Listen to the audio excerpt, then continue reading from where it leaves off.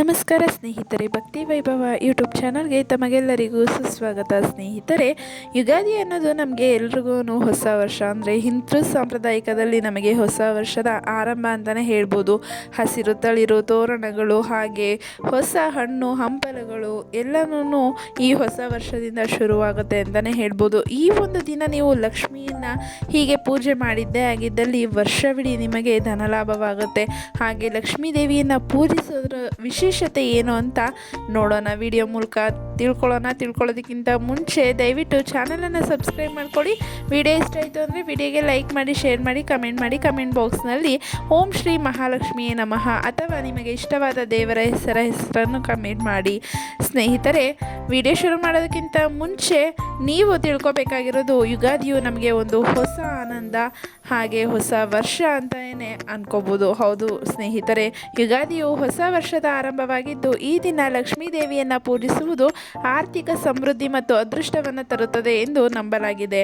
ಹಬ್ಬದ ದಿನದಂದು ಅಕ್ಕಿ, ಕವಡೆ, ಅರಿಶಿಣದ ಕೊಂಬು ಮುಂತಾದ ಪವಿತ್ರ ವಸ್ತುಗಳನ್ನು ಮನೆಗೆ ತರುವುದು, ಕೆಂಪು ಅಥವಾ ಹಳದಿ ಬಟ್ಟೆ ಧರಿಸುವುದು ಮತ್ತು ಅರಳಿ ಮರವನ್ನು ಪೂಜಿಸುವುದರಿಂದ ಲಕ್ಷ್ಮೀ ಕೃಪೆ ಸಿಗುತ್ತದೆ. ನೋಡಿದ್ರಲ್ಲ ಸ್ನೇಹಿತರೆ, ಯುಗಾದಿ ಹಬ್ಬದ ದಿನ ನೀವು ಮನೆಗೆ ಅಕ್ಕಿ, ಕವಡೆ, ಅರಿಶಿಣದ ಕೊಂಬು ಯಾವುದಾದ್ರೂ ವಸ್ತುವನ್ನು ತಗೊಬಂದರೆ ನಿಮಗೆ ಲಕ್ಷ್ಮೀ ದೇವಿಯ ಕೃಪೆ ಸಿಗುತ್ತೆ. ಹಾಗೆ ಈ ದಿನದಂದು ನೀವು ಕೆಂಪು ಅಥವಾ ಹಳದಿ ಬಣ್ಣದ ಬಟ್ಟೆಯನ್ನು ಧರಿಸುವುದು ಉತ್ತಮ ಅಂತಲೇ ಹೇಳ್ತಿದ್ದಾರೆ. ಹಾಗೆ ಅರಳಿ ಮರವನ್ನು ಪೂಜಿಸೋದ್ರಿಂದ ಲಕ್ಷ್ಮೀ ದೇವಿಯ ಕೃಪೆ ಸದಾ ನಿಮ್ಮ ಮೇಲಿರುತ್ತೆ ಅಂತಲೇ ಹೇಳ್ಬೋದು.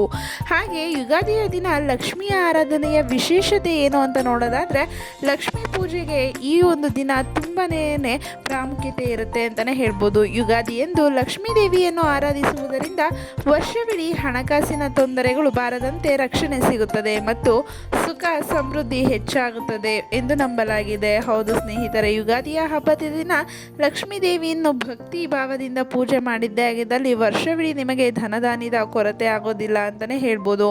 ಹಾಗೆ ಮನೆಗೆ ಶುಭ ವಸ್ತುಗಳನ್ನು ತರುವುದು ತುಂಬ ಒಳಿತು ಅಂತಲೇ ಹೇಳ್ಬೋದು. ಅಂದರೆ ಲಕ್ಷ್ಮೀ ದೇವಿಗೆ ಪ್ರಿಯವಾದ ಅಕ್ಕಿ ಅಂದರೆ ಅನ್ನಪೂರ್ಣೇಶ್ವರಿಯ ಸ್ವರೂಪ ಅಂತಲೇ ಹೇಳ್ಬೋದು. ಕವಡೆ, ಉಪ್ಪು, ಅರಿಶಿಣದ ಕೊಂಬುಗಳನ್ನು ಈ ದಿನ ಮನೆಗೆ ತರುವುದು ಅತ್ಯಂತ ಶುಭ ಅಂತಲೇ ಹೇಳ್ತಾ ಇದ್ದಾರೆ. ಹಾಗೆ ಬಂದು ಅದೃಷ್ಟದ ಬಣ್ಣಗಳು ನೋಡಿದ್ರೆ, ಯುಗಾದಿ ದಿನದಂದು ಕೆಂಪು, ಹಳದಿ ಅಥವಾ ಗೋಧಿ ಬಣ್ಣದ ಬಟ್ಟೆಗಳನ್ನು ಧರಿಸುವುದರಿಂದ ಲಕ್ಷ್ಮಿಯ ಕೃಪೆ ಲಭ್ಯವಾಗುತ್ತದೆ. ಇದು ಆರ್ಥಿಕ ಲಾಭಕ್ಕೆ ದಾರಿ ಮಾಡಿಕೊಡುತ್ತದೆ. ನೋಡಿದ್ರಲ್ಲ ಸ್ನೇಹಿತರೆ, ಕೆಂಪು, ಹಳದಿ ಅಥವಾ ಗೋಧಿ ಬಣ್ಣದ ಬಟ್ಟೆಯನ್ನು ಧರಿಸೋದ್ರಿಂದ ಕೂಡ ಲಕ್ಷ್ಮೀ ದೇವಿಯ ಕೃಪೆಗೆ ಪಾತ್ರರಾಗ್ಬೋದು ಅಂತಲೇ ಹೇಳ್ತಿದ್ದಾರೆ. ಹಸಿರು ಬಣ್ಣದ ಮಹತ್ವ ಅಂದರೆ, ಹಸಿರು ಬಣ್ಣವು ಸಮೃದ್ಧಿಯ ಸಂಕೇತ. ಹಸಿರು ಸೀರೆ ಮತ್ತು ಹಸಿರು ಬಳೆಗಳನ್ನು ಧರಿಸುವುದರಿಂದ ಪಾರ್ವತಿ ಮತ್ತು ಲಕ್ಷ್ಮಿಯ ಅನುಗ್ರಹ ಸಿಗುತ್ತದೆ. ನೋಡಿದ್ರಲ್ಲ ಸ್ನೇಹಿತರೆ, ಹುಡುಗಿಯರು ಅಥವಾ ನೀವೇನಾದ್ರೂ ನಾವು ಹಸಿರು ಬಣ್ಣದ ಬಟ್ಟೆಯನ್ನು ಧರಿಸ್ತಾ ಇದ್ದೀವಿ ಅಂದರೆ ನಿಮಗೆ ಎರಡು ದೇವರ ಆಶೀರ್ವಾದ ಸಿಗುತ್ತೆ ಅಂತಲೇ ಹೇಳ್ಬೋದು. ಅಂದರೆ ಪಾರ್ವತಿ ಮತ್ತು ಲಕ್ಷ್ಮೀ ದೇವಿಯರ ಆಶೀರ್ವಾದ ಸಿಗುತ್ತೆ ಅಂತಲೇ ಹೇಳ್ಬೋದು. ಹಾಗೆ ಅರಳಿ ಮರದ ಪೂಜೆಯನ್ನು ಮಾಡೋದ್ರಿಂದ ಕೂಡ ಲಕ್ಷ್ಮೀ ದೇವಿಯು ಪ್ರಸನ್ನನಾಗ್ತಾಳೆ ಅಂತಲೇ ಹೇಳ್ಬೋದು.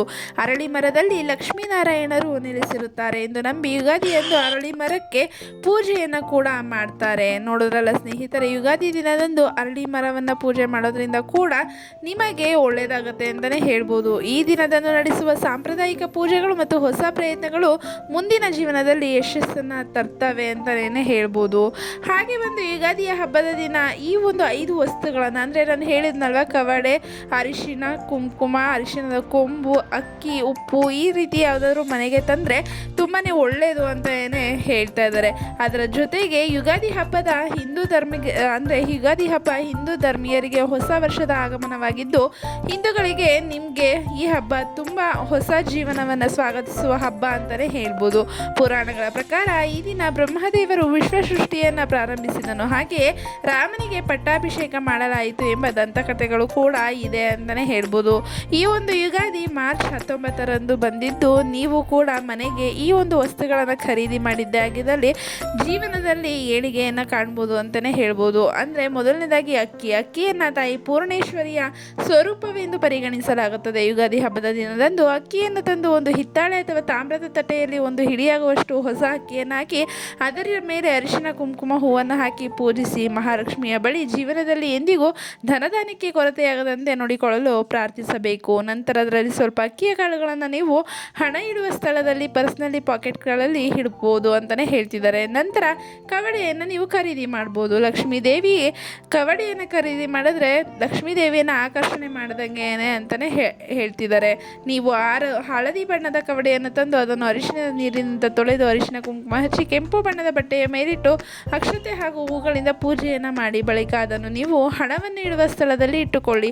ಇದರಿಂದ ಲಕ್ಷ್ಮೀ ದೇವಿ ನಿಮ್ಮ ಮನೆಯಲ್ಲಿ ನೆಲೆಸುತ್ತಾಳೆ ಅಂತಲೇ ಹೇಳ್ಬೋದು. ಹಾಗೆ ಉಪ್ಪು, ಹಿಂದೂ ಧರ್ಮದಲ್ಲಿ ಉಪ್ಪಿಗೆ ಹೆಚ್ಚಿನ ಮಹತ್ವ. ಈ ಒಂದು ಉಪ್ಪು ಸಕಾರಾತ್ಮಕ ಶಕ್ತಿಯನ್ನು ಆಕರ್ಷಿಸುವ ಶಕ್ತಿ ಇದೆ ಅಂತಲೇ ಹೇಳ್ಬೋದು. ಹಾಗೆ ನಮ್ಮ ಮನೆಯಲ್ಲಿರುವಂತಹ ನಕಾರಾತ್ಮಕತೆಯನ್ನು ದೂರ ಮಾಡುತ್ತೆ ಅಂತಲೇ ಹೇಳ್ಬೋದು. ಈ ಕಾರಣಕ್ಕಾಗಿ ಮನೆಯನ್ನು ಒರೆಸುವಾಗ ಆ ನೀರಿಗೆ ಉಪ್ಪನ್ನು ಬೆರೆಸಿ ಮನೆ ಒರೆಸುವ ಪದ್ಧತಿಯೂ ಇದೆ. ಯುಗಾದಿ ಹಬ್ಬದ ದಿನದಂದು ಮನೆಗೆ ಉಪ್ಪನ್ನು ತರುವುದರಿಂದ ಅದು ನಿಮ್ಮ ಮನೆಯಲ್ಲಿ ಧನಾತ್ಮಕತೆಯನ್ನು ಹೆಚ್ಚಿಸುತ್ತೆ ಅಂತಲೇ ಹೇಳ್ಬೋದು. ನಂತರ ಅರಿಶಿಣದ ಕೊಂಬು ಅಂದರೆ ಅರಿಶಿಣವು ಲಕ್ಷ್ಮೀನಾರಾಯಣರಿಗೆ ತುಂಬಾ ಪ್ರಿಯ. ಈ ಕಾರಣಕ್ಕಾಗಿ ಲಕ್ಷ್ಮಿ ಮತ್ತು ವಿಷ್ಣುವನ್ನು ಪೂಜಿಸುವಾಗ ಕಡ್ಡಾಯವಾಗಿ ಅರಿಶಿಣವನ್ನು ಬಳಸಲಾಗುತ್ತದೆ. ಹಾಗಾಗಿ ಯುಗಾದಿ ಹಬ್ಬದ ದಿನದಂದು ಸಮಸಂಖ್ಯೆಯಲ್ಲಿ ಅಂದರೆ 2, 4, 6, 8, 10, 12, 14, 16 ಹೀಗೆ ಅರಿಶಿಣದ ಕೊಂಬುಗಳನ್ನು ತಂದು ಒಂದು ಬಿಳಿ ದಾರಕ್ಕೆ ಅರಿಶಿಣದ ಕೊಂಬನ್ನು ಕಟ್ಟಿ ತೋರಣದಂತೆ ಮಾಡಿಕೊಂಡು ನಂತರ ಈ ತೋರಣವನ್ನು ಮನೆಯ ಮುಖ್ಯ ದ್ವಾರಕ್ಕೆ ಕಟ್ಟಿದ್ರೆ ಇದರಿಂದ ಮನೆಯಲ್ಲಿ ಎಲ್ಲ ಶುಭ ಫಲಗಳು ನೀಡುತ್ತೆ ಅಂತಲೇ ಹೇಳ್ಬೋದು.